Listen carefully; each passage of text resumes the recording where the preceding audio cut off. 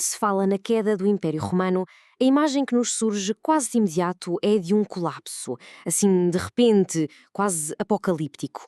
Mas e se a história for um bocadinho diferente, mais complexa e, quem sabe, até mais interessante? Vamos mergulhar na queda de Roma, mas com um foco muito especial na Península Ibérica, para perceber que isto foi uma história que demorou séculos a desenrolar-se. Bem, e esta é a grande pergunta, não é? Como é que uma superpotência que dominou o mundo conhecido durante tanto tempo acaba por perder o seu poder? Será que é um evento único, catastrófico, ou será algo mais lento, mais sutil?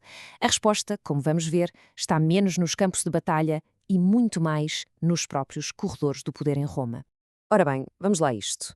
A ideia de que tudo ruiu de um dia para o outro é, na verdade, um mito. A realidade, aquilo que as fontes e a arqueologia nos mostram, aponta para outra coisa completamente diferente. Um processo muito longo, uma desintegração gradual que se arrastou por várias gerações. Portanto, não foi um evento, foi antes uma era de enorme transformação.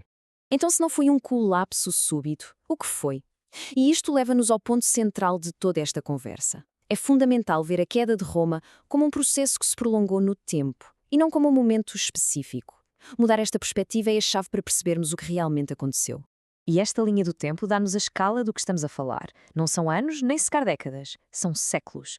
O que começou como pequenas fissuras no século III, com o Império a dar os primeiros sinais de cansaço, tornou-se um problema crónico no século IV. E quando chegamos ao século V, o que vemos não é um império destruído por uma invasão, mas sim um império que, na verdade, já se tinha esvaziado por dentro, perdendo o controle real sobre os seus territórios. São praticamente 300 anos de um lento desvanecer. Mas então, qual foi a verdadeira causa deste longo declínio? Apesar das ameaças externas serem bem reais, a verdade é que a principal fonte da fraqueza do Império estava dentro de portas. As fissuras mais perigosas eram mesmo as internas. Esta frase resume na perfeição o ponto de partida. O século III é mesmo identificado pelos historiadores como o momento em que a maré começou a virar. E não foi por causa de uma grande batalha perdida, mas sim por uma acumulação de problemas internos que começaram a minar as fundações do poder romano. E aqui percebemos que problemas eram esses. Tínhamos crises económicas a destruir o valor da moeda e a complicar o comércio. Uma instabilidade política brutal, com imperadores a serem assassinados e substituídos a um ritmo alucinante. Chegou a haver o ano dos 6 imperadores. Imaginem, o caos. E claro, para juntar a tudo isto, os ataques constantes nas fronteiras, que eram uma autêntica sangria de recursos e de homens. Juntos, estes fatores criaram a tempestade perfeita. E qual foi o resultado inevitável de toda esta turbulência interna? Simples.